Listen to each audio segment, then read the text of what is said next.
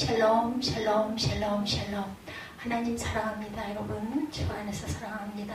예, 우리 요한계시록 오늘부터 함께 묵상하고 갑니다. 반드시 속히 일어날 일이다. 이렇게 맨 위에 성경 맨 위에 이렇게 기록이 되어 있네요. 네. 계시록 전체를 보면 계시록 4장에서 5장이 첫 장에 대한 그런 말씀을 하고 있어요. 4장에서 5장이 첫 장에 대해서. 그리고 2장, 3장은 7교회, 7교회에 대해서. 그리고 계시록 1장은 그리스도의 재림에 대해서 말씀하고 있습니다. 1장이 그리스도의 재림, 계시록 14장, 14절에 증거하고 있어요.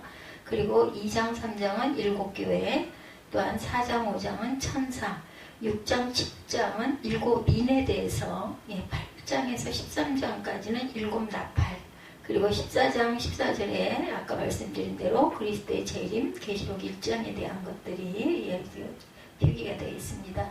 그리고 15장에는 7대접 준비, 제16장에는 7대접, 15장은 대접을 준비하고 16장은 대접이 어떻게 이루어져 나가는지 거기에 대해서 말씀하고 있고, 17, 8장은 바벨론 멸망, 19장은 혼인잔치, 20장은 천년왕국, 그리고 21, 2장은 새 예루살렘, 이렇게 해서 끝이 나죠. 계시록 1장부터 22장에 가장 중요한 핵심에 대해서 말씀을 드렸습니다.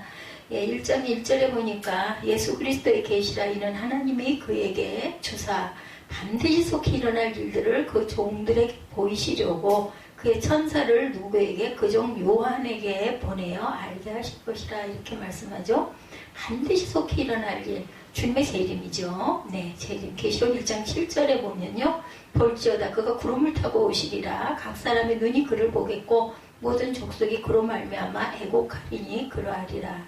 그리고 충성된 증인이라고 1장 5절에 예수님은 근본 하나님의 본체심에도 자기를 종의 형체로 낮추시고 죽기까지 하나님 말씀에 복종하셨죠. 빌립보서 2장 5절에서 8절의 내용이기도 합니다.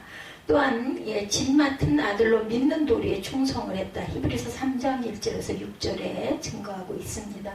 그래서 2절에 보니까 요한은 하나님의 말씀과 예수 그리스도의 증거 곧 자기가 본 것을 다 증언하였느니라. 이 예언의 말씀을 읽는 자와 듣는 자와 그 가운데 기록한 것을 지키는 자는 복이 있나니 때가 가깝다. 마태복음 7장 24절에서 27절 내용이기도 합니다. 요한은 아시아에 있는 7교회에 편지하노니 이제도 계시고 전에도 계셨고 장차 오실 이시며 그의 보좌 앞에 있는 7영과 충성된 증인으로 죽은 자들 가운데서 먼저 나시고 땅의 임금들의 머리가 되신 예수 그리스도로 말미암아 은혜와 평강이 너에게 있기를 원하노라. 우리를 사랑하사 그의 피로 우리 죄에서 우리를 해방시키시고 그의 아버지 하나님을 위하여 우리를 나라와 제사장으로 삼으신 그에게 영광과 능력이 세세토록 있기를 원하노라. 아멘. 이렇게 얘기하고 있어요. 예수 그리스도시죠. 하나님을 위하여 우리를 나라와 제사장으로 삼으신 그에게 영광과 능력이 세세토록 있기를 원하노라. 구름을 타고 오시리라고 7절에 보면 그의 아버지 하나님을 위하여 우리를 나라와 제사장으로 삼으신 그에게 영광과 능력이 세세토록 있기를 원하노라. 아멘 하고 7절에 볼지어다 그가 구름을 타고 오시리라. 각 사람의 눈이 그를 보겠고 그를 찌르는 자들도 볼 것이요 땅에 있는 모든 족속이 그로 말미암아 애곡하리니 그러하리라. 아멘. 알곡과 쭉정이 분별에 대해서 구별되어 나옵니다. 계시록 14장 14절에서 16절에 알곡에 대해서 말씀하고 있고 쭉정이는 계시록 14장 17절에서 20절에 나와 있어요. 그런데 마태복음 3장 7절에서 10절에도 회개의 열매 맺는 자에 대해서 말씀하고 있습니다. 그리고 마태복음 7장, 마태복음에도 계속해서 나오고 있는데 우리가 마태복음을 쭉 강의를 하고 가고 있습니다. 7장 21절에서 23절에는 뜻대로 행하는 자, 불법을 행하는 자, 이렇게 온전치 못한 자들에 대해서도 말씀하죠. 7장 15절에서 20절에는 아름다운 열매를 맺는 자, 나쁜 열매를 맺는 자에 대해서 말씀하고 있고, 7장 24절에서 27절은 반석 위에 집 지은 자, 그리고 모래 위에 집 지은 자에 대해서 말씀하죠. 또한 마태복음 13장 24절에서 30절에는 곡식과 가라지, 마태복음 13장 47절에서 50절은 좋은 물고기와 못된 물고기, 마태복음 22장 9절에서 14절은 예복을 입은 자, 예복을 입지 않은 자에 대해서 말씀합니다. 마태복음 24장 9절에서 13절은 끝까지 견디는 자, 견디지 못하는 자. 이게 알곡과 쭉정이고 계시록 14장 14절에서 16장, 계시록 14장 17절에서 20절까지의 내용이어서 제가 알려드립니다. 곡식과 가라지 마태복음 13장 47절에서 50절은 좋은 물고기와 못된 물고기, 22장 9절에서 14절은 예복을 입은 자와 입지 않은 자, 계시록에 다 나오는 얘기들이죠. 마태복음 24장 9절에서 13절은 끝까지 견디는 자, 견디지 못한 자, 25장 1절에서 13절은 기름을 준비한 자와 준비하지 못한 자, 25장 14절에서 30절은 마태복음입니다. 달란트를 가진 자, 달란트를 감추어둔 자, 그리고 25장 31절에서 46절은 양과 염소, 그리고 계시록 21장 1절에서 7절은 새 예루살렘, 계시록 14장 9절에서 11절은 20장과 14절에서 또한 21장과 8절에서는 둘째 사망, 곧 불못에 대해서 설명하고 있다는 것 참고로 알고 가시기 바랍니다. 저 하나님 이르시되 나는 알파야와 오메가라, 이제도 있고 전에도 있었고 장차 올 자여 전능한 자라 하시더라. 나 요한은 너희 형제 예수 그리스도의 환난과 나라와 참음에 동참하는 자라. 하나님의 말씀과 예수를 증언함으로 말미암아 반모라는 섬에 있었더니 주인 아래 내가 성령에 감동돼 내 뒤에서 나는 나팔소리 같은 큰 음성을 들었다. 이렇게 얘기하고 있죠. 세상을 심판하러 오실 예수 그리스도는 어떤 분이신가? 계시록 1장 13절에서 18절에 계속해서 말씀하고 있습니다. 13절입니다. 촛대 사이에 인자 같으니 하죠. 촛대는 교회를 말하죠. 교회 사이에 예수님이 거니시고 계신다라는 뜻을 갖고 있고 2장 1절에도 증거합니다. 이르되 내가 보는 곳을 두루마리에 써서 에베소, 서머나, 버가모, 두아디라, 사대, 빌라델피아, 라오디게아 등 7교회에 보내라 하시기로 몸을 돌이켜 나에게 말한 음성을 알아보려고 돌이킬 때 7 금촛대를 보았다. 이렇게 얘기하고 있죠.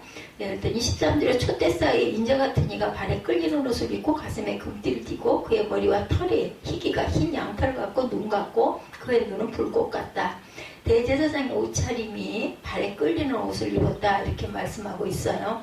출애굽기 28장 4절, 레위기 14장 16장 4절에 증거합니다. 즉 예수님이 하나님과 우리 사이에 중보자이신 대제사장님을 나타냅니다. 히브리서 3장 1절, 4장 14절입니다. 히브리서 가슴에 금띠를 띄었다라고 얘기하죠. 13절에 왕으로서의 위엄을 상징하죠. 예수님은 만왕의 왕이시고 만주의 주십니다. 그래서 14절에 그의 머리와 털에 희기가 흰 양털 같다 하죠. 그리고 눈은 불꽃 같다라고 얘기하죠. 양털 같고 눈 같다라는 말은 깨끗하라는 뜻. 예수님에게 아무런 죄와 허물이 없다. 그의 눈은 불꽃 같다. 예수님은 사람의 뜻과 마음을 감찰하시는 분이기 때문에 불꽃 같은 눈으로 우리를 보시면 우리 어떨 것 같아요? 막 무섭고 두렵겠죠. 그리고 그의 발은 빛난 주석 같다. 15절에 풀무에 단련한 빛난 주석 같고 음성은 많은 물소리 같다라고 얘기하고 있습니다. 15절에 예수님은 각 사람의 행위대로 심판하신 분이죠. 그의 오른손에 7별이 있다. 16절에 7별은 7교회의 사자를 말합니다. 예수님은 7교회의 사자를 붙잡고 계신다. 계시록 2장 1절에 증거합니다. 그의 입에서 좌우에 날쌘검이 나오고 16절에 그렇게 말씀하죠. 그의 오른손에 7별 있고 그 입에는 좌우에 날쌘검이 나오고 그 얼굴은 해가 힘있게 비치는 것 같더라. 이렇게 얘기하고 있습니다. 힘있게 비치는 것 같더라. 좌우에 날쌘검이란 하나님의 말씀을 뜻해. 히브리서 4장 12절에 하나님의 말씀은 살아있고 활력이 있어 좌우에 날선 어떤 것보다 예리하여 혼과 영과 및 관절과 골수를 찔러 쪼개기까지 하였다. 사망과 음부의 열쇠를 가졌다고 18절에 증거하죠. 살아있는 자라 내가 전에 죽었느라 볼지어다. 이제 세세토록 살아있어 사망과 음부의 열쇠를 가졌노라. 예수 그리스도를 가리키는 거죠. 요한복음 5장 22절에 아버지께서 심판을 다 아들에게 맡기셨다. 요한복음 5장 27절에 인자됨으로 말미암아 심판하는 권한을 주셨느니라. 이렇게 말씀하고 있습니다. 그러므로 19절에 내가 본 것과 지금 있는 일과 장차 될 일을 기록하라. 내가 본 것은 내 오른손에 7별의 비밀과 7 금축대라. 7별은 7교회의 사자, 7 촛대는 7교회니라. 교회예요, 교회. 교회에 대한 이야기를 하고 계십니다. 그래서 계시록 1장 전체 주석을 보면 계시록은 반모섬에서 사도 요한이 하나님으로부터 받은 계시를 기록하고 있죠. 하나님께서는 장차 임할 일에 대하여 자세하게 환상으로 알려주셨는데 1장에서 요한 자신이 받은 계시 전체에 대한 머릿말을 기록하고 있는 것이 특징입니다. 또한 요한에게 나타나셔서 말씀하실 때 예수님의 모습에 대해서도 밝히고 있죠. 우리가 읽고 어려운 부분들이 혹시 있을까 해석하고 갑니다. 이 계시록이 첫 번째가 아니라 지금 두 번째 우리 계시록 묵상하는 거예요. 계시를 대하는 사람들에 대한 사도의 축복이 1절부터 8절까지 나오고 있습니다. 1절부터 8절. 8절에 주 하나님이 이르시되 나는 알파여 오메가라 이제도 있고 전에도 있었고 장차 올 자여 전능한 자라 하시더라. 여기까지 사도가 축복을 하고 있습니다. 사도 요한은 한마디로 요약해서 예수 그리스도의 계시라고 말하고 있죠. 예수 그리스도가 친히 하신 계시의 말씀, 그 내용은 속히 일어나게 될 장래사에 관한 것이다.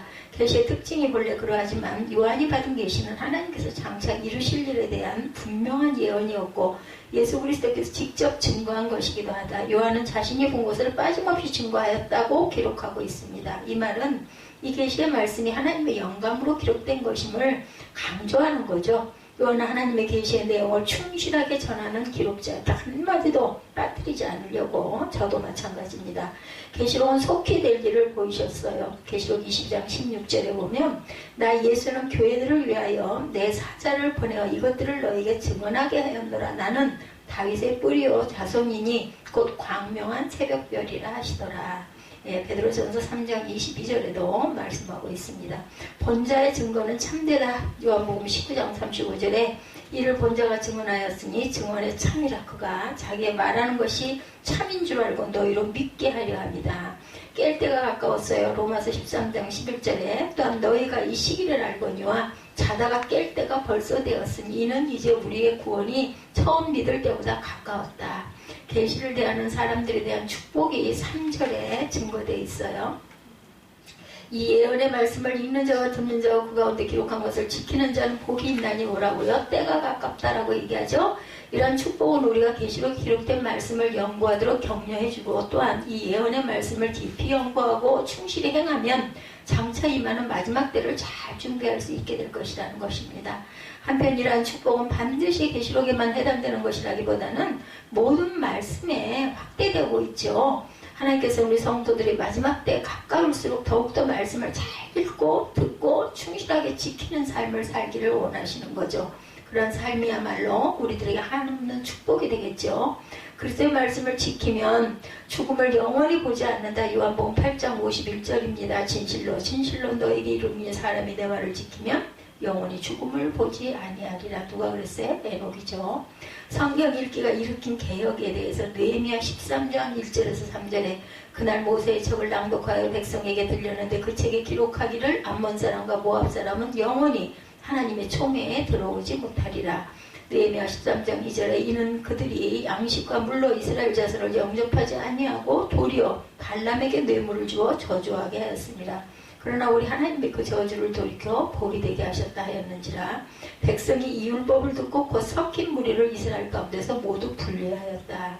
말씀을 읽은 후에 우리는 지켜야 되겠죠. 출애굽기 24장 7절에 언약서를 가져다가 백성에게 낭독하여 듣게 하니 그들이 이르되 야훼의 모든 말씀을 우리가 준행하리이다. 백성들이 이렇게 이구동성으로 한 목소리로 말하죠.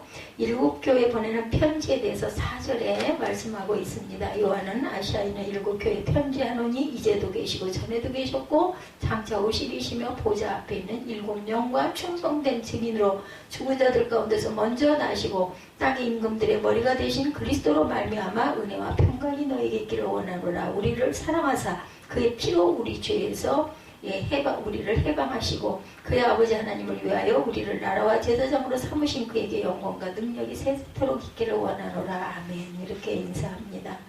특별히 자신 전하는 축복을 아시아에는 7교회에 전하고 있어요. 7교회 이름은 11절에 기록된 대로 에베소, 서머나, 보가모, 두아디라, 샤데, 필라델비아, 라오디게아 교회 등이고 그에 대한 개별적이고 자세한 예언은 2장과 3장에 기록되어 나옵니다. 요한은 교회들의 은혜와 평강, 거룩함과 위로의 축복을 하고 있죠. 5절에 그러한 축복은 근원적으로 예수 그리스도에게 주어지죠. 땅의 임금들의 머리가 되신 예수 그리스도로 말미암아 그 그리스도에 대해서 요한은 묘사하기로 충성된 증인이시며 부활하셨고 땅의 임금들의 머리가 되시는 분이다. 9절에 그렇게 말하고 있죠. 예, 충성된 증인으로 죽은 자들 가운데 먼저 나시고 땅의 임금들의 머리가 되신 예수 그리스도를 말미암아 은혜와 평강이 너에게 있기를 원하노라 이렇게 얘기하죠. 우리를 사랑하셔서 그의 피로 우리 죄에서 우리를 해방시키셨다라고 말씀하고 있습니다. 예수님의 재림에 대한 중요한 단서를 제공하게 주는 구절이기도 하다. 예, 7절에 보면은 땅의 임금들의 머리가 되신 예수 그리스도로 말미암아 그 그리스도에 대해서 요한은 묘사하기를 충성된 증인이고 부활하셨고 땅의 임금들의 머리가 되신 분이다. 또한 그분은 요한을 포함한 모든 성도들을 나라와 제사장으로 삼았어요. 아울러 그분은 구름을 타고 영광 중에 재림하실 분이다. 7절이죠. 그가 구름을 타고 오시리라. 각 사람의 눈이 그를 보겠고 그를 찌른 자들도 볼 것이요 땅에 있는 모든 족속이 그로 말미암아 애곡하리니 그러하리라 이렇게 말씀하고 있어요. 이어서 요한은 예수께서 8절에 알파와 오메가요 이제도 있고 전에도 있었고 장차에 이게 오실 전능하신 분이라 예, 그렇게 말씀하죠. 이 말은 그리스도께서 시간의 주관자가 되시고 역사의 운행을 주관하시는 분이라는 사실을 증거하고 있습니다. 베드로도 아시아 교회에 편지하죠. 베드로전서 1장 1, 2절에 보면 예수 그리스도의 사도 베드로는 본도, 갈라디아, 갑바도기아, 아시아와 비두니아에 흩어진 나그네 하나님 아버지의 미리 아심을 따라 성령이 거룩하게 하심으로 순종한 예수 그리스도의 핏뿌림을 얻기 위하여 택하심을 받은 자들에게 편지한다. 은혜와 평강이 너에게 더욱 많을지어다 이렇게 예, 인사하고 축복하죠. 바울이 큰 환난을 당한 아시아입니다. 고린도후서 1장 8절에 형제들아 우리가 아시아에서 당한 환난을 너희가 모르기를 원하지 아니하노니 힘이 격도로 심한 고난을 당하여 살 소망까지 끊어지고 고린도서 1장 9절입니다. 우리는 우리 자신이 사형 선고를 받은 줄 알았으니 이는 우리로 자기를 의지하지 말고 오직 죽은 자를 살리시는 하나님만 의지하게 하십니다. 예, 이렇게 고백하고 있습니다. 요한이 본 그리스도의 모습이 9절부터 20절까지 이어집니다. 계시록의 기록 배경이기도 합니다. 요한은 9절에서 11절에 그 계시록 그 1장을 기록하게 된 배경에 대해서 언급하죠. 소아시아 7교회의 교인들과 형제와 그리스도의 환난을 공유하는 자라고 밝히는 요한은 반모섬에 유배되었다가 말씀을 기록하게 되었다라고 9절에 증거하고 있어요. 너희 형제의 예수의 환난과 나라와 참음에 동참하는 자를 하나님의 말씀과 예수를 증언함으로 말미암아 반모라는 섬에 있었더니 주의 날에 내가 성령에 감동되어 내 뒤에서 나는 나팔소리 같은 음성을 들었다 이렇게 증거하고 있죠. 어떻게 해서 이걸 기록했다라는 것을 이야기하고 있습니다. 이르되 내가 보는 곳을 두루마리에 써서 에베소, 서머나, 보가모, 두아디라, 사대, 빌라델비아, 라오디게아 등 7교회에 보내라 하시기로 몸을 돌이켜 나에게 말한 음성을 알아보려고 돌이킬 때 7 금촛대를 보았는데 촛대 사이에 인자 같은 이가 발에 끌리는 옷을 입고 가슴에 금띠를 띠고 그의 머리와 털에 이가 흰 양털 같고 눈 같으며 그의 눈은 불꽃 같고 그의 발은 풀무불에 단련된 빛난 주석 같고 그의 음성은 많은 물소리와 같고 그의 오른손에 7뼈이 있고 그의 입에는 좌우에 날성검이 나고 얼굴은 해가 힘있게 비치는 것과 같더라. 예수 그리스도의 형상이 이러했다는 거예요. 요한의 눈에 이런 모습들이 보였다. 내가 볼 때 그의 발 앞에 엎드려져 죽은 자같이 됐어요. 그가 오른손을 내게 얹고 이르되 두려워하지 말라. 나는 처음이요 마지막이니 살아있는 자라. 내가 전에 죽었었느라 볼지어다 이제 세세토록 살아있어 사망과 음부의 열쇠를 가졌노니 그러므로 내가 본 것과 지금 있는 일과 장차 될 일을 기록하라. 내가 본 것을 내 오른손에 7별의 비밀과 7 금촛대라. 7별은 7교회의 사자요 7 촛대는 7교회니라. 이렇게 1장 전체가 이런 내용에 예수 그리스도가 오셔서 사도 요한에게 보이시고 이렇게 증거하고 네가 가서 다 전부 빼놓지 말고 기록해라 이 말씀을 하셨다라는 거죠. 그러니까 환상 중에 본 거예요. 기도하다가 보입니다. 열심히 기도하고 기도해 그런 얘기들 그 신학교 다니면 해요. 기도의 문을 여는 게 그렇게 힘이 들다고. 저는 그 장로님으로 계시던 분이 저희 신학교에 오셔가지고 물론 여의도 수목원교회 장로님이시겠죠. 그 실업인 연합회도 나가시고 그러시던 분인데 오셔가지고 그 모여서들 얘기할 때 항상 그 얘기를 기도의 문 열기가 힘들다고. 저는 도대체 기도의 문 여는 게 뭔지를 못 알아들었어요. 왜냐면 그냥 저는 기도하면 그냥 감동을 막 주시니까 막 펑펑 울고 그때 정말 특별한 은혜가 있었던 거죠. 근데 다들 그래요. 기도에 몰두하기가 정말 힘들다고. 근데 몰두하기가 뭐가 힘들어. 근데 지금 인제서 그걸 알겠어요. 기도에 몰두하기가 힘들고 이런저런 생각들이 막 나고 그죠. 근데 그때는 안 그랬어요. 그냥 가서 무릎만 꿇으면 그냥 그러니 뭐는 안 보였겠느냐고요. 저는 이 사도 요한의 이 상태를 이해합니다. 그렇기 때문에 요한계시록의 기록한 배경에 대해서 얘기하고 있죠. 9절에 11절에 기록하게 된 배경에 대해서 언급합니다. 그리고 소아시아 7교회의 교인들의 형제여 그리스도의 환난을 공유하는 자라고 밝힌 요한은 반모섬에 유배되었다가 이것을 기록하게 되었다. 주일을 의미하는 주의 날에 성령의 감동될 때 주일날 그죠? 나팔 같은 음성으로 들리는 목소리를 들었다. 10절에 보면은 증거되어 있습니다. 계시록의 저자는 사도 요한이죠. 우리가 다 압니다. 계시록 22장 8절에도 이것들을 보고 들은 자는 나 요한이니 내가 듣고 볼 때 이 일을 내게 보이던 천사의 발 앞에 경배하려고 엎드렸더니 계시록 19장 10절입니다.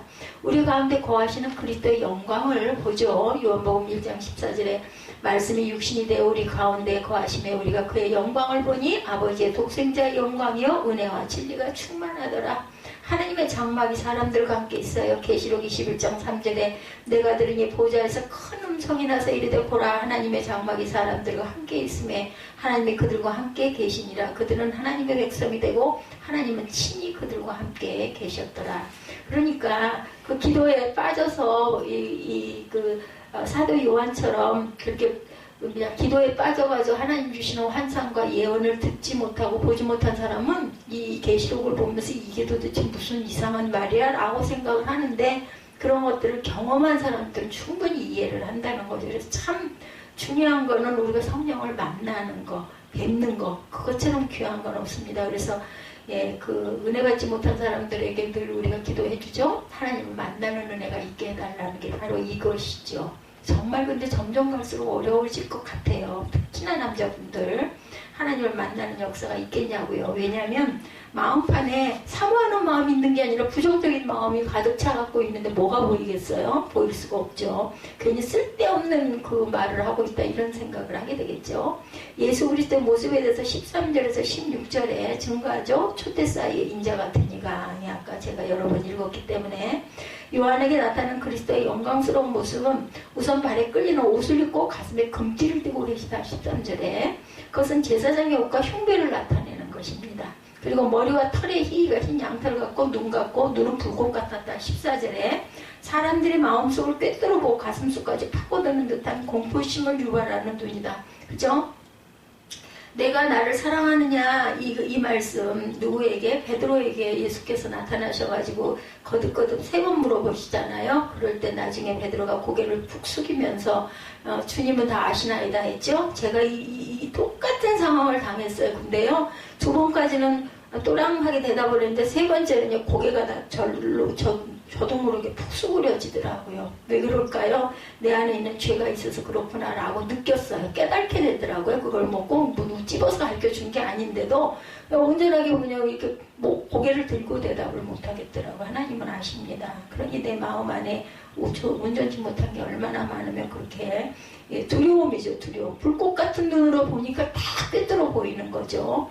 또한 그의 발은 풀무에 단련한 빛난 주석과 같아서 튼튼하고 견고한 모습이었다. 그의 음성은 많은 물소리 같아서 멀리 있는 사람이나 가까이 있는 사람들이 모두 들을 수 있고 그의 오른손에는 7별이 있었는데 7교회다 이렇게 얘기하시죠. 그래서 그리스도를 따르는 7교회의 지도자들을 의미하고 있습니다. 아울러 그 입에서는 좌우에 검이 나와서 강력한 영향력을 행사했고 얼굴은 해가 힘있게 비치는 것 같았다. 얼마나 밝았으면 그죠? 그 얼굴은 해가 힘있게 비치는 것처럼 같았더라. 이러한 그리스도의 모습은 요한에게 얼마나 깊은 감명과 신비감 또 두려움, 경외함 줬겠어요. 그죠? 참 어떤 면으로는요. 보여지지 않으면은 어떻게 보면은 으쓱으쓱 당당할 수 있지만 딱 보여가지고 나를 꿰뚫고 보고 있는 모습을 내가 마주 봤다고 한번 가정을 해보세요. 얼마나 두렵겠어요. 그리고 그냥 고개가 땅속으로 기어들어갈 것 같이 고개가 수그러진다니까요. 그리스도를 따른 7교회 지도자들을 의미한다고 말씀합니다. 이러한 그리스도의 모습은 사도 요한에게 깊은 감명을 주기에 충분하죠. 그래서 그는 그 칼 앞에 엎드려 죽은 자 같이 되었다. 17절에 보면 죽은 죽은 자 같이 되죠. 그리고 기절하죠. 예. 죽는다고 그러잖아요. 주님을 뵙게 되면. 그래 다 그 겁이 나가지고 백성들이 모세한테 뭐라 그래요? 대신 가서 듣고 오라고 그러죠. 무섭고 죽을까봐 못 보겠다는 거예요. 그래서 모세가 맨날 가가지고 듣고 와가지고 예, 전해주고. 그런데도 또 뭐 마땅치만 않으면은 그죠? 만번 우상 만들어 놓고 절하고는 그냥 모세를 죽일 듯이 잡아먹을 듯이 굴다가 하나님이 또 이것들 내가 다 쓸어버릴 거다 그러면 또 하나 제가 잘못했습니다. 그리고 모세를 들이밀고 가가지고 좀 이것 좀 어떻게 좀 가서 죄를 빌고 오라고 그러면 모세가 쫓아가가지고 저들을 용서해주지 않으면은 내가 생명책에서 내 이름을 지워버려도 좋다고 막 그러고 하나님하고 맞짱을 뜨는 부분이 나와 있죠. 그리고 참 모세도 참 대단하고 그 속이 어떻게 생겼을까. 썩어서 40년 동안 문드러지고도 남았지 않았나. 그래서 해석을 그렇게 또 신학자들이 합니다. 예, 모세가 죽은 거는 하나님께서 사랑하셔서 이제 좀 더 좀 쉬어라. 편하게 그만 고생해도 된다. 예, 이렇게 배려해 주신 거다. 이런 얘기도 있어요. 그렇게 얼마나 인간이 뭐냐면 그만큼 완악하다라는 거예요. 정말 못된 거죠. 우리 안에 죄성이 있기 때문에. 또 그걸 깨닫고 절대는 안 할 거야 그래 놓고도 또 얼마 가면 또 그러고 있는 내 모습을 또 볼 때도 너무나 많습니다. 그리스도의 모습이 나타내는 양광과 광채는 너무나 찬란해서 어떤 사람이라도 압도당하지 않을 수 없습니다. 그리스도는 교회의 머리시죠. 골로새서 1장 18절에 그는 몸인 교회의 머리시라. 그가 근본이시오 죽은 자들 가운데서 먼저 나시니시니 이는 친히 만물의 으뜸이 되려 하시며. 그러게요. 예, 그래도 구약을 계속 돌고 창세기에 그냥 계속 설교를 해대다 보니까 그냥 머리에 박힌 거예요. 이런 얘기는 보진 않아도 뭐 몇 장 몇 절 증거는 못해도 내용이죠. 말씀의 내용들이 쭉 이렇게 영상처럼 파노라마처럼 보여집니다. 만물이 주의 것이요. 로마서 11장 36절에 이는 만물이 주에게서 나오고 주로 말미암고 주에게로 돌아갑니다. 그에게 영광이 세세히 있을지어다. 아멘. 처음이고 마지막이신 하나님이시죠. 이사야 44장 6절입니다. 이스라엘의 왕인 야훼, 이스라엘의 구원자인 만군의 야훼가 이같이 말하나 나는 처음이요 나는 마지막이라. 알파와 오메가라 말씀하죠. 나 외에 다른 신이 없느니라. 그렇기 때문에 우리는 절대로 우상을 둬서는 안 됩니다. 예수 그리스도의 말씀이 17절에 내가 볼 때 그 앞에 엎드려져 죽은 자같이 되고 그가 오른손에 내게 엎고 이르시되 두려워하지 말라. 그는 이는 처음이요 마지막이라 이렇게 말씀하고 있죠. 그것은 요한의 오른손 얹으시고 두려워 말라고 하신 말씀이었던 거죠. 예, 그거 항상 보면은 두려워하지 말라는 말. 두려움에서 우리가 죄가 싹이 터요. 겁을 내고 두려워하다 보면 막 뭐에 의지하려고 하는 그런 게 생기게 되죠. 그래서 계속해서 겁내지 말라고 두려워하지 말라고 하나님께서 늘 말씀하시는 것. 예수님은 내가 처음이고 나중이고 전에 죽었지만 부활했음을 강조합니다. 이것은 그리스도의 구속 사건이 요한에게 어떤 영향을 주는 것을 보여주는 것이고 이것은 요한에게 큰 위안이 되는 거죠. 예, 나는 이렇게 부활했다. 그러니 너도 죽지 않을 것이다 라는 거예요. 예수께서 세세토록 살아있어서 사망과 음부의 열쇠를 가진 권능자이시다. 그렇게 자신에 대해 소개한 예수님은 요한에게 그가 보는 일을 빠짐없이 다 기록하라고 말씀하죠. 19절에 그리스도께서 사도 요한을 통해 특별한 소식을 전하고자 준비하고 계십니다. 하나님의 음성을 들은 자들에 대해서 마태복음 17장 5절에 말할 때 호련히 빛난 구름이 그들을 덮으며 구름 속에서 소리가 나서 이르시되 이는 내 사랑하는 아들이요 내 기뻐하는 자니 너희는 그의 말을 들으라 하시는지라. 이 성령의 음성을 다 들었을까요? 들리는 자만 들었을 것입니다. 하나님의 음성을 들은 바울이죠. 예, 다들 옆 사람들은 못 듣고 바울만 듣는 거죠. 사도행전 9장 4절입니다. 땅에 엎드려져 들으며 소리가 있어 이르되 사울아 사울아 내가 어찌하여 나를 박해하느냐 하시고는 이렇게 얘기하고 있어요. 하나님께서는 요한에게 보여주는 환상을 통해 장차 있을 일에 대해서 놀라운 계시를 보여주셨어요. 예, 1장에 나타나는 부분은 그 예언의 환상에 대한 서론, 그죠? 예, 특히 예수 그리스도께서 나타나신 모습에 대해 기록하고 있는 것이 우리 성도들의 관심을 끕니다. 여러 가지 상징으로 표현된 예수님의 모습은 선택받은 자들을 위해 기꺼이 죽음당하시고 부활하셨고 현재와 미래에 영원히 살아계셔서 온 세상을 다스리는 영광스러운 분이시다.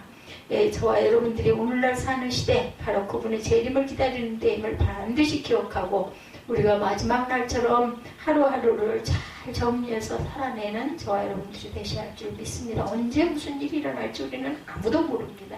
예언의 말씀을 읽는 자와 듣는 자, 시편 1편 1, 2절이죠. 주야로 묵상하며 말씀하고 있어요. 그런 자와 듣는, 성경을 바르게 해석하여 전하는 목사들의 말을 좋은 마음으로 듣는 자들, 온전하게 긍정적인 마음으로 받는 자들, 해석을 잘해야 된다고 하는데요. 성경은 자꾸 읽다 보면 뜻은 저절로 알려주십니다. 저는 그렇게 믿습니다. 그 가운데 기록된 것을 지키는 자, 그리고 또 우리 마음에 누구 미워하다가 아유 이런 마음 먹으면 안 되지 하잖아요. 그 마음이 들어요. 그렇기 때문에 마음을 돌이키고 접는 그 행위, 뭐 그거 온전하겠어요? 잠깐 그랬다가 또다시 똑같은 반복을 하게 되지만 그래도 그렇게 하려고 하는 마음을 갖는 거, 그것만 해도 대단하지 않을까 하는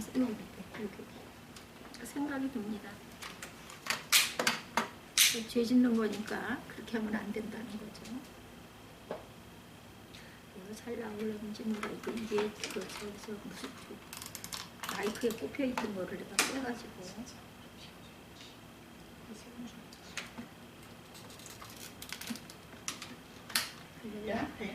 할렐루야. 네, 마이크가 끊어져가지고 다시 끼웠습니다.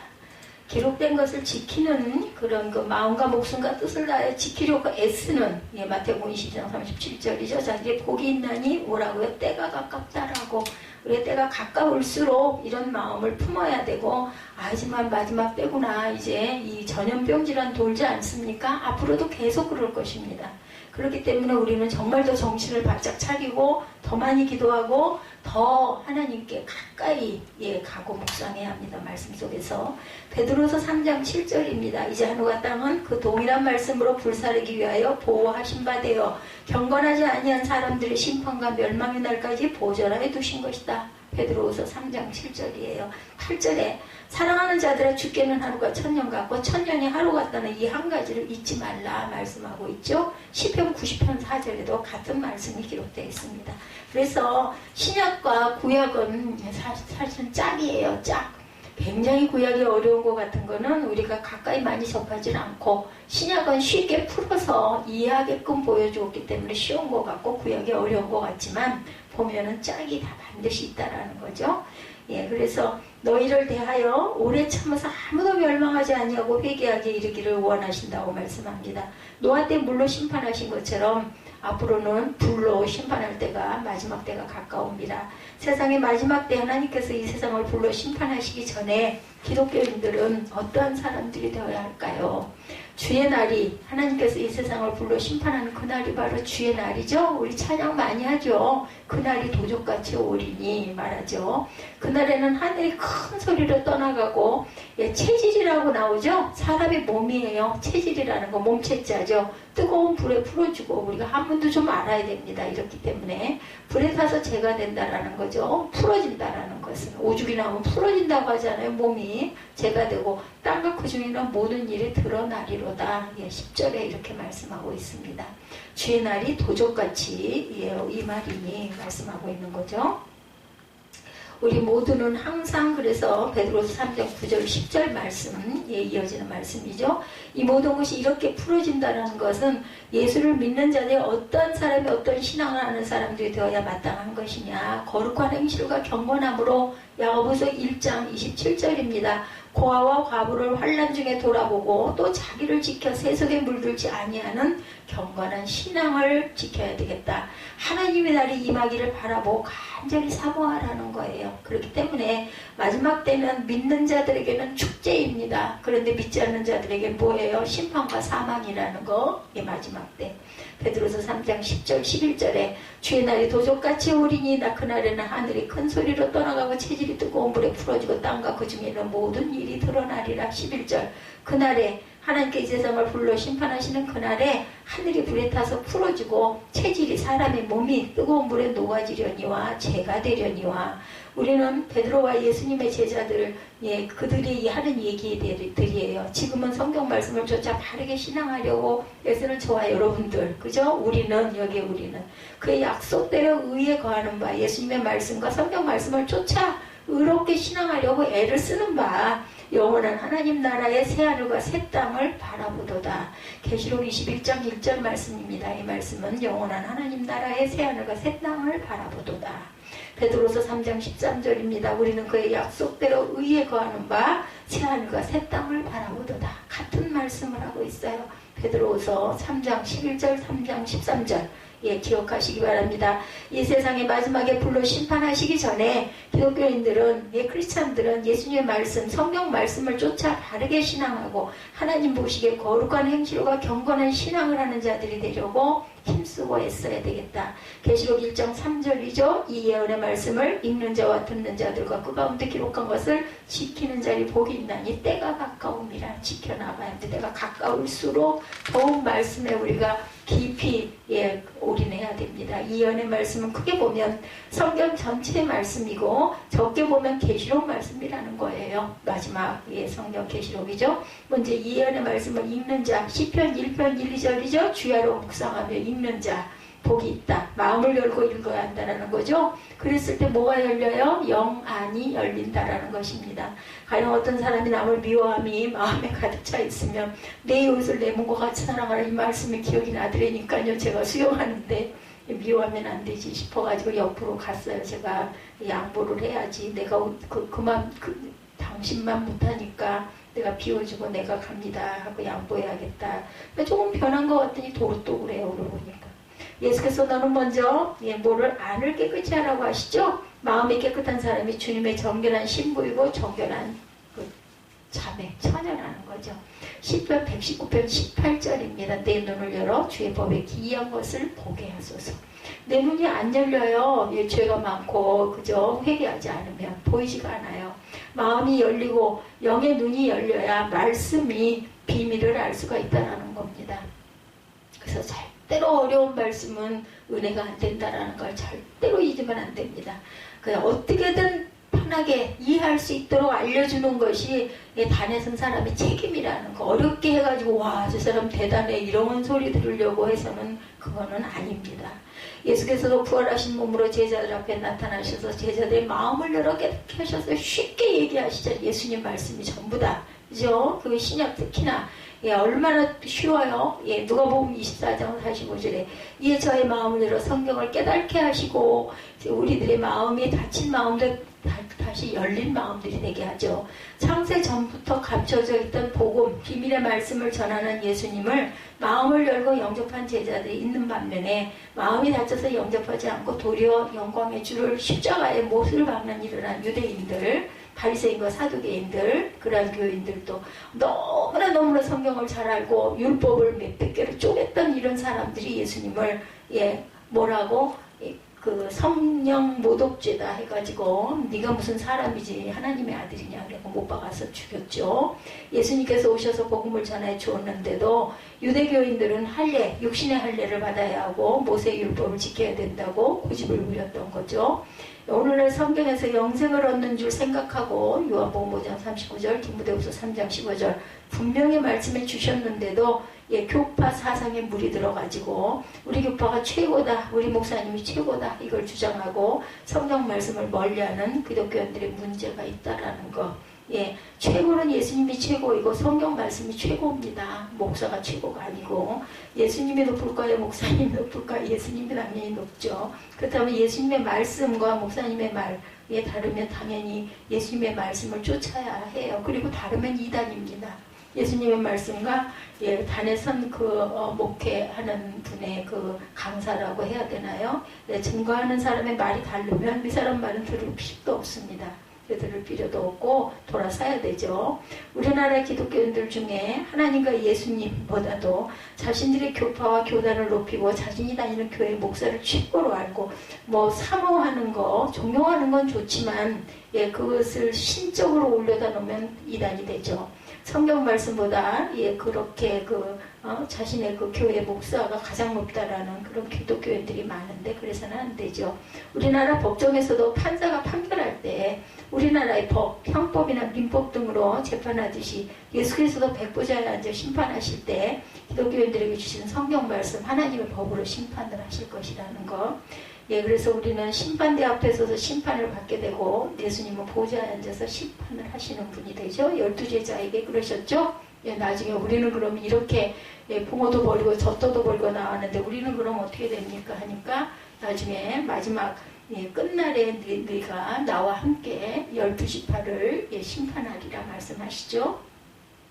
심판하는 예수님과 심판을 받는 사람. 예, 목사도 사람이죠. 얼마나 죄가 많은데 목사는 온전히 전하고 그 전한 대로 살지 않으면 그 죄는 예, 그 참작도 안 돼요. 예, 성도들은 참작이라도 되지만 당연히 그래서 야고보 사도가 그러죠. 예, 그 교사가 많이 되지 말라고. 왜냐하면 지키지도 못할 거 말로만 해봐야 아무 소용이 없다라는 거죠. 너는 더 죄가 더 많아. 선포까지 해놓고 안 지켜? 이렇게 된다라는 거죠. 근데 그거 두려워서 선포 안 할 수가 없어요. 뭐 나는 이렇지만 온전한 건 전해야 되죠. 책임이니까. 요한복음 12장 48절에 나를 저버리면 내 말을 받지 아니하는 자를 심판할 리가 있으니 나의 한 그 말이 마지막 날에 저를 심판하리라 이렇게 말씀하고 있습니다. 예, 그 말씀이 우리를 심판하신다라는 거죠. 예, 저버리다, 약속을 어기다, 은혜를 모르는 체하다. 나를, 예수님을 저버리고 내 말, 예수님의 말씀, 성경 말씀을 받지 아니하는 자를 믿는 자들을 심판할 리가 있으니 곧 나의 한 그 말, 예수님이 하신 성경 말씀이 마지막 날 백보자 심판의 날에 저를 심판할 것이다. 우리 성경 안에 있는 말씀들로 비추어서 우리가 온전치 않을 때 심판을 받을 것이다. 성경 말씀을 받지 아니하는 기독교인들을 예수께서 백보자에 앉아서 심판하실 때 하나님의 법으로 심판하신다. 말씀으로 심판하신다라는 거죠. 예수님의 마음대로 기분에 따라 심판하지 않고 그 하나님도 그러시지 않았어요. 오죽에 나오면은 독생자 아들을 십자가에 못 박아가지고 그것을 딱 이루시지 않습니까? 그러니까 공의 하나님이시죠. 하나님의 율법전서인 성경 말씀으로 재판을 한다는 것. 스가랴 5장 3절입니다. 그가 내게 이르되 이는 온 지면에 두루 행하는 저주라. 무릇 도적질하는 자는 그 이편 글대로 끊쳐지고 그 무릇 행세하는 자는 그 저편 글대로 끊쳐지리라. 끊어진다라는 거예요. 불의를 행하는 자는 하나님의 법으로 심판하여 말씀으로 심판하여 저주를 받게 되고 의를 행하는 자는 복을 받게 하십니다. 예수님은 태초부터 말씀으로 계시다가 때가 되어 약 2000년 전에 창세 전부터 감추었던 비밀, 복음, 예수님의 말씀을 전하여 주시기 위하여 육신을 입고 오셔서 십자가의 고난을 당하기까지 하시면서 복음을 전했어요. 그죠? 예, 굿뉴스, 새 언약이죠. 말씀이 육신을 입고 오신 예수께서 이 땅에 계실 때는 제자들이 영생의 말씀을 듣기 위하여 예수님을 따라다녔죠. 요한복음 6장 66절에서 68절에 보면 그때부터 그의 제자 중에 많은 사람이 떠나가고 다시 그와 함께 다니지 아니하더라. 예수께서 12제자에게 이르시되 너희도 가려느냐? 시몬 베드로가 대답하여 주여 영생의 말씀이 주께 있사오니 우리가 누구에게로 가오리까? 베드로가 참 보면 열정이 있고 예수님을 아주 사랑했던 아들이에요. 그러니까 베드로 성당에 섰죠. 반석에 내 집을 세우리라 하셨지 않습니까? 네, 지금은 예수께서 하나님의 우편에 앉아 계시죠. 이 세상의 기독교인들은 하나님 우편에 계신 예수님의 말씀, 성경 말씀을 듣기 위하여 하늘나라까지 올라가서 예수님의 말씀을 들을 수가 없다라는 것. 그렇게 할 필요도 없습니다. 예수님이 하신 말씀이 성경에 있기 때문에 성경 말씀을 믿고 따르는 자는 예수님의 오신 그 당시에 따라다닌 제자들과 같은 차원의 신앙인들인 것이에요. 우리는 얼마나 좋은 세상에 살고 있고 또한 그 예수님의 12제자들은 모르죠. 지금 이 세상이 이렇게 된 것을. 좀 춥네요. 3도까지 내려갔네. 얘도 꺼도 잘 안 꺼져. 아까 덥더니. 예, 성경 말씀보다도 교파와 교리나 그 사람의 그 말, 그걸 따르는 자는 바리새파는 사두개파에 속한 사람들과 같은 신앙인들이다. 그래서 보면은 목자를 잘 만나야 됩니다. 자신을 막 드러내려고 과시하고 이런 사람을 따라다니면 그게 2단이 되고 3단이 된다는 거. 이 세상에 살고 있는 기독교인들은 예수님께 속한 자들이 되어야 되죠. 요한 1서 4장 5절 6절입니다. 예, 저희는 세상에 속한 거로 세상에 속한 말을 하며 세상이 저희 말을 듣느니라. 우리는 하나님께 속하였으니 하나님을 아는 자는 우리의 말을 듣고 하나님께 속하지 아니한 자는 우리의 말을 듣지 아니하나니 진리의 영과 미혹의 영을 이로써 안다. 이렇게 말씀해요. 말씀하고 좀 이상하고 이해가 안 되는 거는 하나님의 말씀이 아니라고 생각하면 됩니다. 그래서 바리새인과 사두개인들 그런 그 교파의 그 교인들은 세상에 속한 고로 세상에 속한 말, 교파와 교리와 세상 철학, 세상의 정치와 경제에 대한 이야기, 그리고 또한 예화 집에서 뽑은 예화 설교 등을 하며 세상이 요한복음 8장 23절입니다. 세상에 속한 교파의 교인들이 저희 말을 듣느니라. 세상이 들어요. 우리는 요한과 같은 예수님의 제자들은 하나님께 속하였으니 하나님을 아는 자는 사도 요한이 전하는 예수님의 말씀을 듣고 하나님께 속하지 아니하는 자는 유대교인인 바리새인과 사두개인들은 교파의 교인들은 우리의 말을 듣지 아니하나니 진리의 영을 받는 자들과 미혹의 영을 받는 자들은 이로써 우리가 판단을 하고 알게 된다. 23절이죠.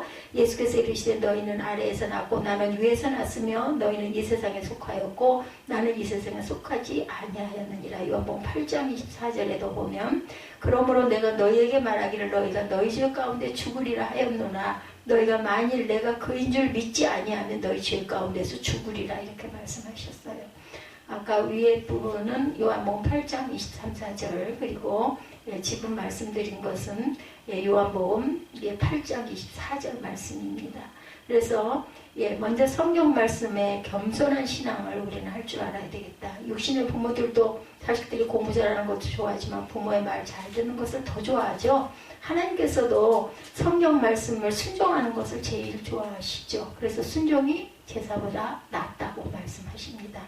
순종은 순순히 복종하는 것이에요. 순종. 사무엘이 가로되 사무엘상 15장 22절이죠. 야훼께서 번제와 다른 제사를 그 목소리를 순종하는 것을 좋아하신 같이 좋아하시겠나이까. 순종이 제사보다 낫고 듣는 것이 수양의 기름보다 나으니 말씀하죠. 성경 말씀 순종하는 것이 제사보다 낫다라는 거죠. 듣는 것, 풀어서 전하는 말씀을 듣는 것이 제물을 드리는 것보다 낫다. 하나님의 말씀을 순종하는 것이 예배 드리는 것보다 낫다라는 거예요. 구약시대 제사가 신약시대의 예배로 바뀌었죠. 하나님의 말씀을 순종하는 것이 교회에서 예배 드리는 것보다 낫다라고 얘기를 했어요. 그래서 우리가 그렇게 행함 있는 믿음이 얼마나 어려운 것인지를 여기서도 말씀합니다.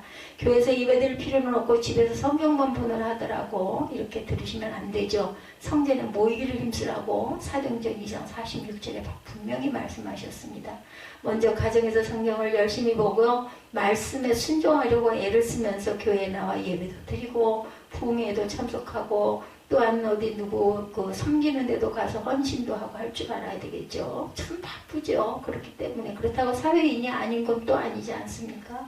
잠언 28장 9절에 사람이 귀를 돌이키고 율법을 듣지 아니하면 그의 기도도 가증하니라 말씀해요. 그러니까 말씀을 잘 듣지 않고 지키지 않으면 기도하는 것도 소용이 없다. 율법, 신이 내려주신 인간이 지켜야 할 법이죠. 율법은 모세의 율법만 생각하면 안 됩니다. 성경의 예수님의 말씀, 신약의 복음, 이것도 율법이죠. 그리스도의 율법입니다. 고린도전서 9장 21절입니다. 하나님의 지혜에 있어서는 이 세상이 자기 지혜로 하나님을 알지 못하므로 하나님께서 전도에 미련한 것으로 믿는 자들을 구원하시기를 기뻐하셨다. 자유하게 하는 온전한 율법, 야고보서 1장 25절에 말씀하죠. 자유롭게 하는 온전한 율법을 들여다보고 있는 자는 듣고 잊어버리는 자가 아니고 실천하는 자니 이 사람은 그 행하는 일에 복을 받으리라.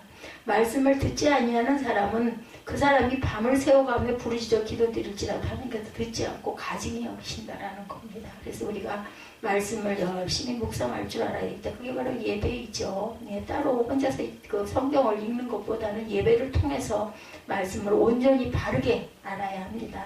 하나님의 말씀을 버리면 하나님께서도 그 사람을 버린다고 하셨어요. 사무엘상 15장 26절에 사무엘이 사울에게 이르되 나는 왕과 함께 돌아가지 아니하리니 이는 왕이 야훼의 말씀을 버렸으므로 야훼께서 왕을 버려 이스라엘 왕이 되지 못하게 하셨음이니이다 하고 안 따라가죠. 사울왕을. 그리고 행한 대로 보응하십니다. 로마서 2장 6절이죠. 하나님께서는 각 사람의 행한 대로 보응하시되 미련하고 어리석고 부족하지만 말씀을 쫓아 살려고 애쓰고 붙잡아 주시고 깨끗하게 해주시고 또한 요한복음 15장 2절이죠. 물은 내게 붙어있어 열매를 맺지 아니하는 가지는 아버지께서 그것을 제거해 버리시고 물은 열매를 맺는 가지는 열매를 더 맺게 하려 하여 그것을 깨끗하게 하시느니라. 그리고 모든 것을 맡기고 신앙하는 자의 마음의 소원을 하나님께서 이루어 주시죠.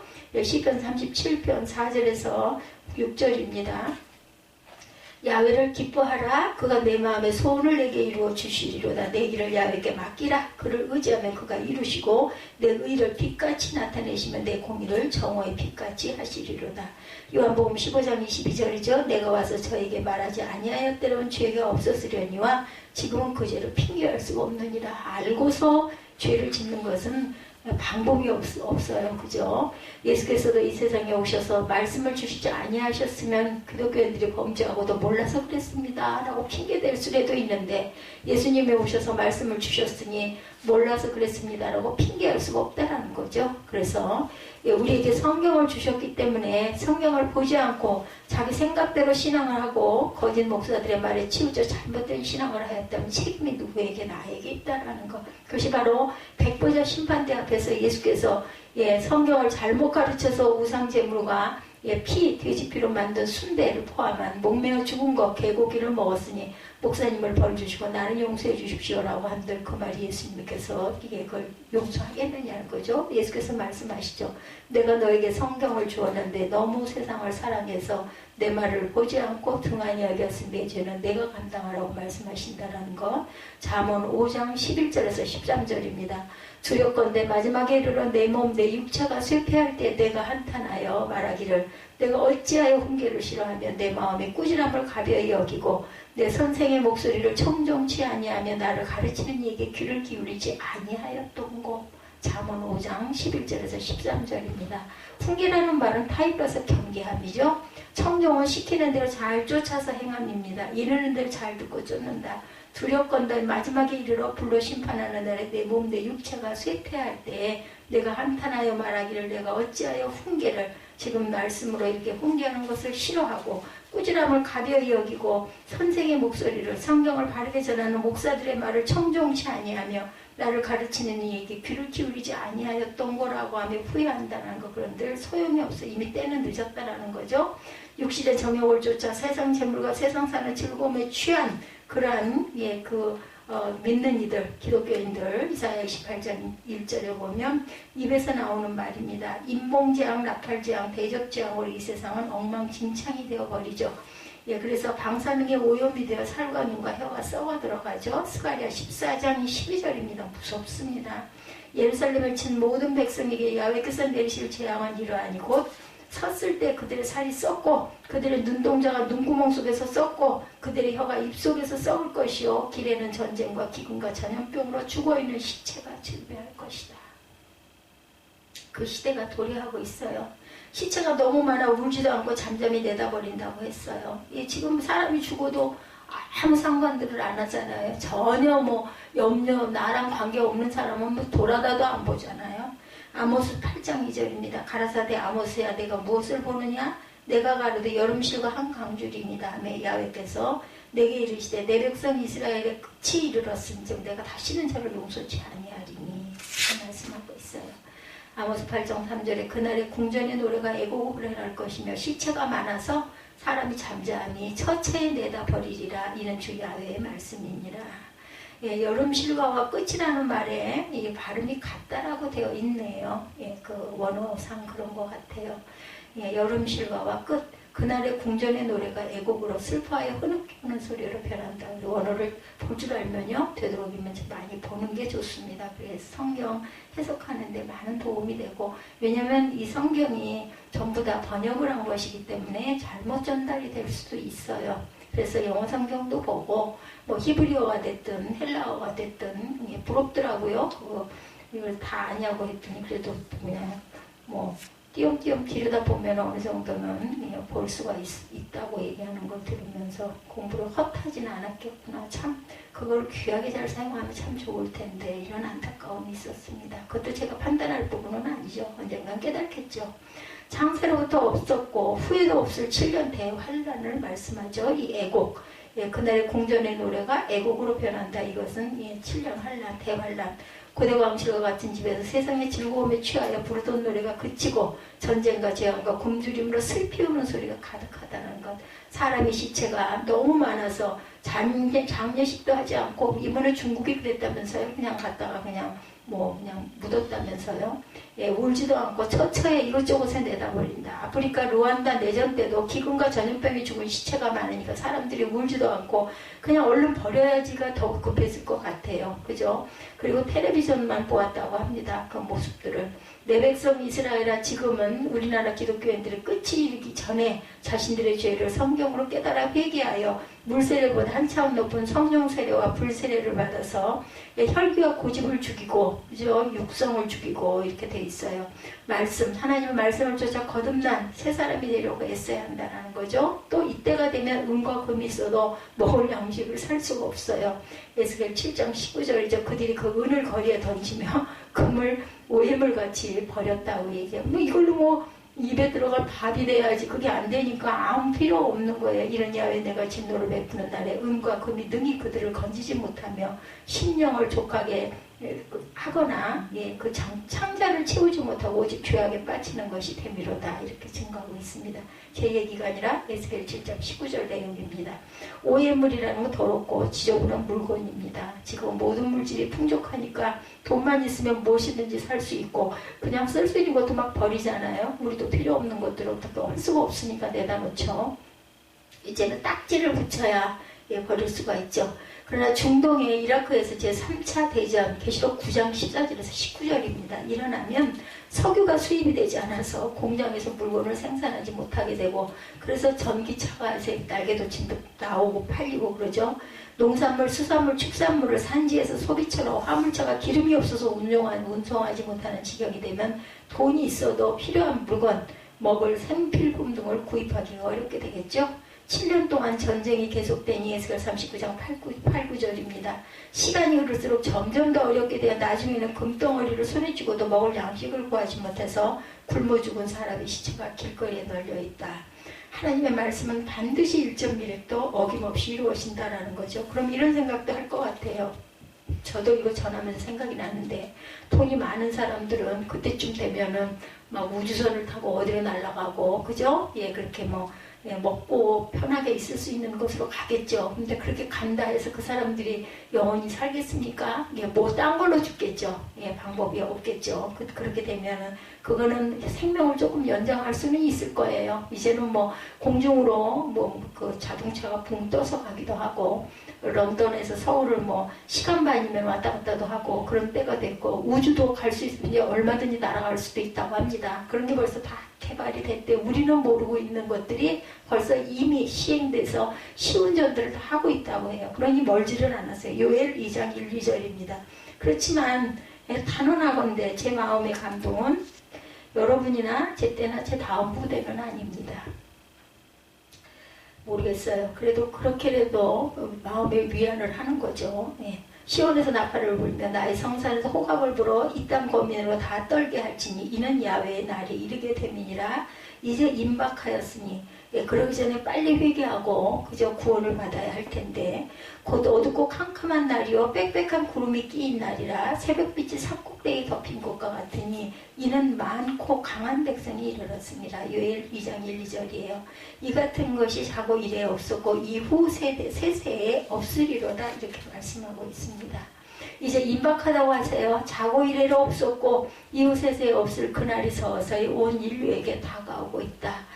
어떻게 생활의 염려로 마음이 둔하여진 기독교인들에게는 그날이 덕과 같이 임한다고 했어요. 누가복음 21장 34절에 너희는 스스로 조심하라. 그렇지 않으면 방탕함과 술 취함과 생활의 염려로 마음이 둔하여지고 뜻밖의 날이 덕과 같이 너희에게 임하리라. 그래서 우리 모두가 거룩하고 경건한 자가 되기 위해서 힘을 쓰라고 하십니다. 베드로후서 3장 11, 2절입니다.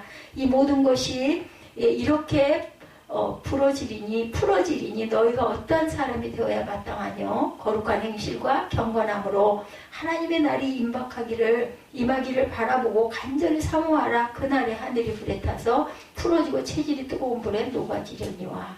하나님의 날이 임하기를 간절히 사모하라고 그랬어요. 그럼 우리도 어떻게 될까요?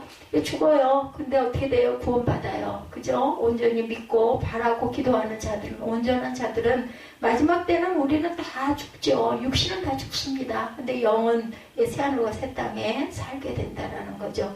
거룩한 행실과 경건함으로 하나님 날이 임하기를 바라보고 간절히 사모하십시다. 그래서 디모데전서 4장 5절이죠. 거룩한 행실은 성경 말씀, 하나님의 말씀과 기도로 거룩해 줄 수가 있다. 하나님의 말씀과 기도로 거룩하여 짐이라. 디모데전서 4장 5절입니다. 하나님의 말씀을 버리고 듣지 않는 자들은 거룩해질 수가 없겠죠. 옛 구습을 벗고 새 사람이 되는 것, 거듭나는 것은 짧은 시간에 되는 것이 아닙니다. 거룩하고 경건함에 이르기 위해서는 훈련해야 돼요. 디모데전서 4장 7절입니다. 망령되고 허탄한 신화를 버리고 경건에 이르도록 내 자신을 연단하라. 애쓰는 가운데 오랜 시간 연단을 통해서 다듬어진다라는 것입니다. 야고보서 1장 27절이죠. 하나님 아버지 앞에 정결하고 더러움이 없는 경건은 고아와 과부를 환난 중에 돌아보고 자기를 지켜 세속에 물들지 아니하는 이것이니라. 고고사전에 보니까 경건은 공경하는 마음으로 삼가 조심함이라고 되어 있습니다. 하나님께서 말씀하시는 경건의 뜻과는 차이가 있죠. 환난 중에 어려운 가운데서도 고아와 과부를 돌아보고 자신의 믿음을 지켜 세상의 풍속에 물들지 않는 것이 성경적인 경건입니다. 고아와 과부를 돌아보는 것도 오른손이 하는 것을 왼손이 모르게 은밀하게 해야 돼요. 근데 참 제가 부족한 것 같아요. 이렇게는 못할 것 같아요.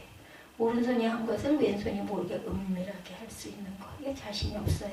마태복음 6장 1절에서 4절입니다. 사람에게 보이려고 그들 앞에서 너희 의를 행하지 않도록 주의하라. 그리하지 아니하면 하늘에 계신 너희 아버지가 상을 받지 못하느니라. 그러므로 구제할 때 외식하는 자가 사람에게 영광을 받으려고 회당과 거리에서 하는 것 같이 너희 앞에 나팔을 불지 말라. 진실로 너에게 이르노니 그들은 자기 상을 이미 받았느니라. 너는 구제할 때 오른손이 하는 것을 왼손이 모르게 하여 내 구제함을 은밀하게 하라. 은밀한 중에 보시는 너희 아버지께서 갚으시리라. 정말 어려운 말씀입니다. 그래서 그 교회를 지어주시고 장로님들이나 이런 분들이 그렇게 하고 그 교회를 절대로 나타나지 않으신다면서요. 그래가지고 막 그냥 칭송하고 치하하고 이런 거 그거 받으면 하나님 영광 가리고 내가 상이 없다고 절대로 나타나시를 않는다 그래요. 그 머릿돌에다가 그 장모님 이름을 새겼더니 당장에 그 머릿돌 뽑아버리지 않으면 난 교회 안 나가겠다 했다죠. 기독교인들이 텔레비전 같은 곳에 나와 사람에게 영광을 얻으려고 자신이 구제한 것에 대해서 나팔을 불며 자랑을 하면 하나님께 상을 받지 못한다라는 것. 하나님의 뜻, 성경 말씀을 바르게 깨달아서 말씀을 쫓아 살려고 우리가 애쓰고 하나님 나라를 유혹으로 받으시는 복된 저와 여러분들이 되시기를 주님의 이름으로 축복합니다.